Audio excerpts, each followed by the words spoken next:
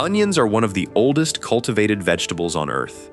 Ancient Egyptians placed them inside the tombs of pharaohs, possibly because the concentric layers were seen as a symbol of eternal life.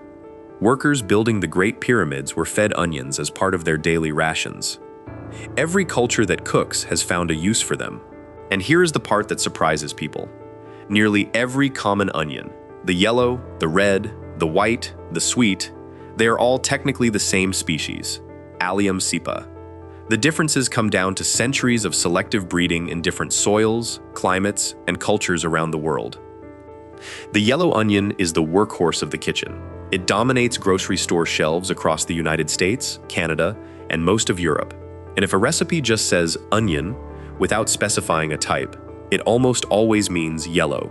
Raw, it has a sharp, sulfurous bite that can overwhelm a dish. But heat transforms it completely. When you cook a yellow onion low and slow in a pan, the natural sugars concentrate as the water evaporates, and that harsh bite turns into something rich, sweet, and almost jammy. A caramelized yellow onion tastes nothing like a raw one. French onion soup, one of the most recognized dishes in the world, is built almost entirely on that transformation. The sulfur compounds that make your eyes sting when you slice into a yellow onion are the same compounds that create deep, layered flavors once they break down over heat. That is the trade-off with yellow onions. They make you cry, but they reward you for it. Yellow onions mellow with heat, but the white onion holds on to a sharper, cleaner edge. The flavor is more direct, with less background sweetness and more upfront bite.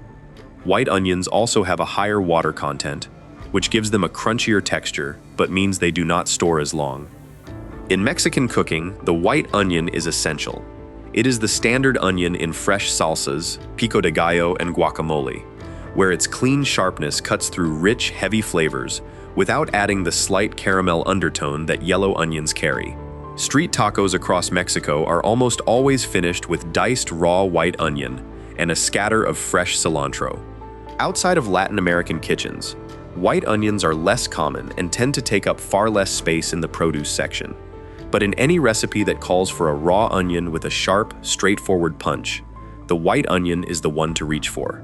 White onions tend to disappear into a dish, but red onions want to be seen. The deep purple skin and magenta-streaked layers get their color from anthocyanins, the same group of pigments found in red wine, blueberries, and red cabbage. Raw, a red onion is milder than a yellow, with a slight sweetness and a peppery finish that works well in salads, on sandwiches, and layered into burgers. But here is the catch. Cook a red onion with high heat, and the color fades into a dull, grayish blue that looks nothing like what you started with. That is why most cooks keep red onions raw or only lightly cooked. Pickling is where they really shine. A quick soak in vinegar and a pinch of salt softens the sharpness and turns the slices a vivid, electric pink. Pickled red onions show up across Mexican, Middle Eastern, and Southeast Asian cuisines, and they have become one of the most popular restaurant toppings in the last decade. If you want an onion that adds color and crunch, the red onion is the one. Red onions still carry some edge, but sweet onions barely bite at all. And the reason has nothing to do with the onion itself. It is the soil. Sweet onions, like the Vidalia from Georgia, the Walla Walla from Washington State, and the Maui from Hawaii, all grow in regions where the soil is naturally low in sulfur. Less sulfur going in means fewer of the harsh compounds that make other onions burn your eyes and sting your tongue. The Vidalia is so tied to its geography that Georgia state law restricts the name to onions grown in a handful of specific counties. Plant the same seed in high sulfur soil somewhere else, and it tastes like a regular yellow onion.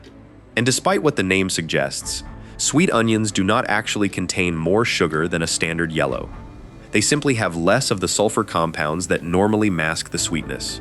That is why they are mild enough to eat raw in thick slices on a burger, or in onion rings, where their gentle flavor lets the breading and frying do the heavy lifting. Sweet onions are prized for simplicity, but the shallot built its reputation on something different entirely: complexity. A shallot tastes like a cross between a mild onion and a hint of garlic, with a delicate sweetness and a depth that regular onions do not reach. Unlike most onions, shallots grow in clusters of several bulbs joined at the base, similar to the way garlic forms a head of cloves. French cooking depends on shallots more than any other cuisine in the world.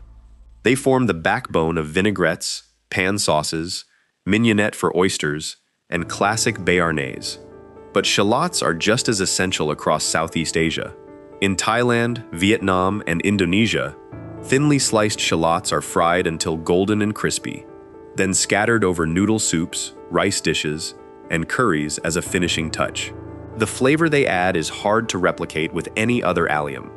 Shallots cost more than regular onions because they produce smaller yields and take more effort to harvest. But cooks who start using them tend not to go back. Shallots grow in clusters underground, but the green onion barely bothers forming a bulb at all. It is harvested young, long before the base swells into anything resembling a full onion, and both the white root end and the hollow green tops are used in cooking. In East Asian cuisines, green onions are fundamental.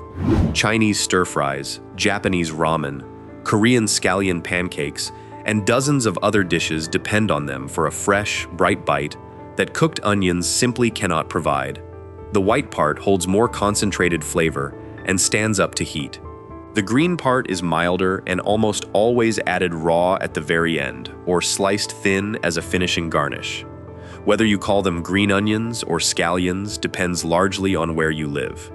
In most of the United States, the two names refer to the same thing, though regional debates about the distinction have never fully settled.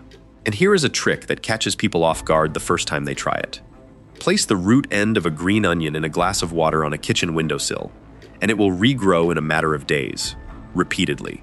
Green onions are small and quick, but the leek is the opposite in almost every way. It is large, thick-stalked, and slow-growing, with a mild, buttery sweetness that is gentler than nearly any other allium. Leeks have been cultivated since ancient Egypt and appear in some of the oldest recorded recipes from Rome. In Wales, the leek is the national emblem. Tradition holds that Welsh soldiers wore leeks on their helmets during battle to tell friend from foe, and the vegetable has been a national symbol there since at least the 6th century. Only the white and pale green sections of a leek are typically eaten. The dark green tops are tough and fibrous, though many cooks save them for making stock. One thing anyone who works with leeks learns fast is that dirt and fine sand get trapped between the tightly wrapped layers during growing. Skip the step of splitting them open and rinsing thoroughly, and you end up with grit in whatever dish you are making. Leeks are essential in French cooking, forming the base of potato leek soup, vichyssoise, and quiche. Leeks are large and dramatic, but the pearl onion is barely bigger than a marble. These tiny onions are either harvested very early or grown from varieties bred to stay small.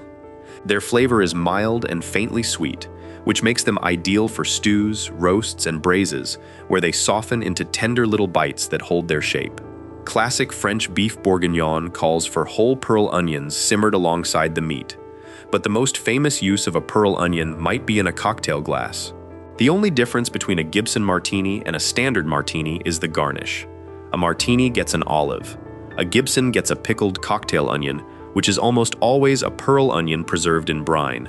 Creamed pearl onions also remain a fixture on holiday tables across the United States and the United Kingdom. The biggest challenge with pearl onions has always been peeling them. The skins cling tightly to something that small, making the job tedious.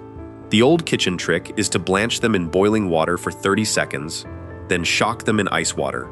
After that, the skins slip right off. Pearl onions are small, but the chive is so delicate it crossed the line from vegetable into herb. Chives are the mildest member of the entire allium family.